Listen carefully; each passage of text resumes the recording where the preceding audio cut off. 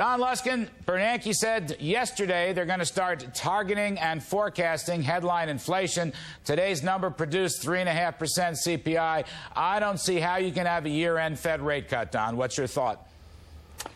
Well, you know, I wish. Wouldn't it be nice if they were that rational? But I don't think they're looking at CPI anymore. They're looking at the bond market. Every day they're taking the temperature of bond traders on Wall Street, and their temperatures are just blown out through the roof. You saw what happened to expectations today.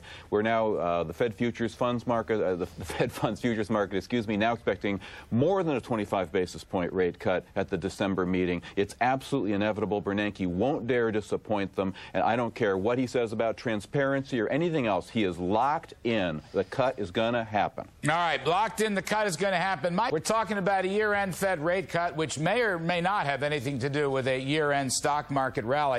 I want to also talk about other issues. Earnings in the third quarter actually came in softer for the S&P 1500. And, of course, today you had some lousy forecasts on housing. And as I said earlier, the 3.5% CPI. I'm the only one here today who believes in hard money. That is what I've heard so far. Jim LeCamp, now, that's not fair. Jim LeCamp, you could say, Don Luskin, you're a hard money guy. You should have said to me, I am opposed to this. The Fed should not do this. You can move markets. I did say that. You can move the Federal Reserve, Don Luskin. You have the power. You have Wall Street Journal op-ed pieces. You have Kudlow and Company on CNBC. You have so many forums, Don Luskin. I can't believe you're throwing the towel in on I know, even but so why money. won't they listen? Why won't they listen? I don't understand. I told them not to cut rates in September, and they did. Why won't they listen? Now they're on a conveyor belt, and they can't get off. It's too late. The monkey's on their back. All right, Jim LeCamp. Don Luskin, you're a guy who watches the profits number. Now, you'll tell me these are backward-looking, but I'm going to read it anyway. For the entire S&P 1500,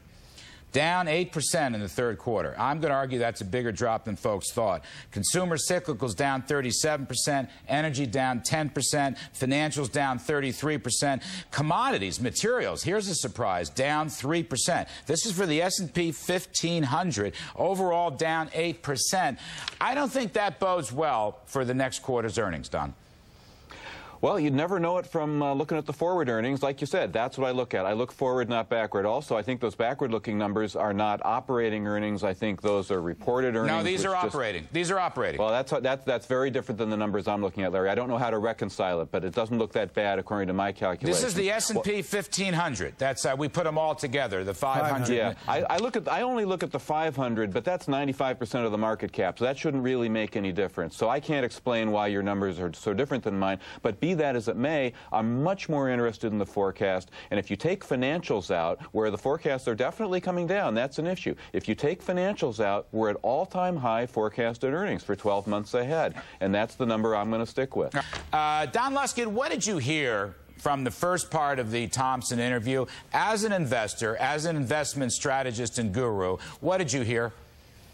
Well, he gives me a tremendous amount of confidence. He's very bright, very articulate, very right on, very on message, very on the model. You know, I like him. It was a great interview. Congratulations to you and to him. And I hope you get him together with Tish, because cutting the capital gains tax at the corporate level is, if you had to do just one thing right now, that'd be brilliant. Got to do it. You're worried about the deleveraging. I don't know if you expect a recession or not, but it sounds like you're worried. Is there anybody in either party, Mike, Republican or Democrat, who, in your judgment, again, as an investor, as an investment strategist, as an advisor to a lot of these big funds, is there anybody who's making sense on the threat of recession, what to do during this period? Anybody at all? In my judgment, no. But Mr. Buffett makes a very good point. And actually, he's a very wealthy man, made most of his money when taxes were higher.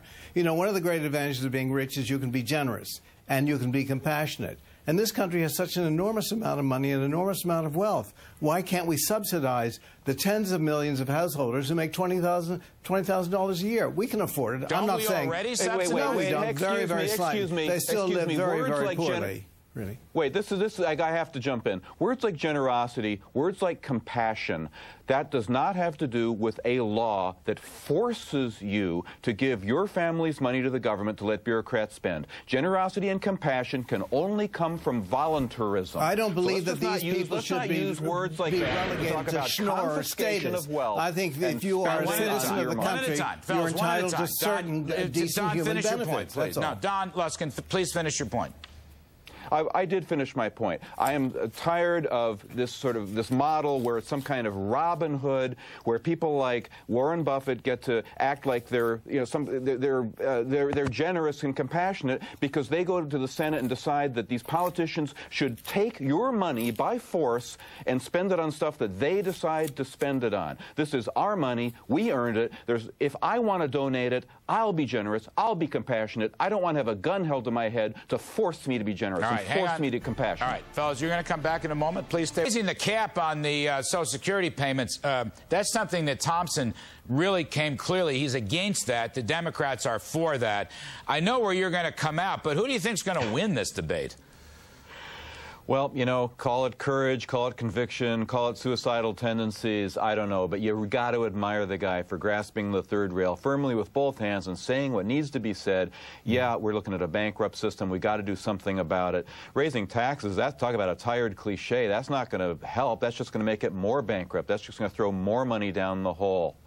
What I challenge Mr. Thompson to do now, though, is take on the mega third rail, which is Medicare. Now, that's a real act of courage at this point because all the Democrats are running on this idea of giving everybody free health care till they can't take anymore. What we ought to be talking about is decelerating health care entitlements, not accelerating them. So, Mr. Thompson, if you're listening, you got your courage screwed on, do that one. All right.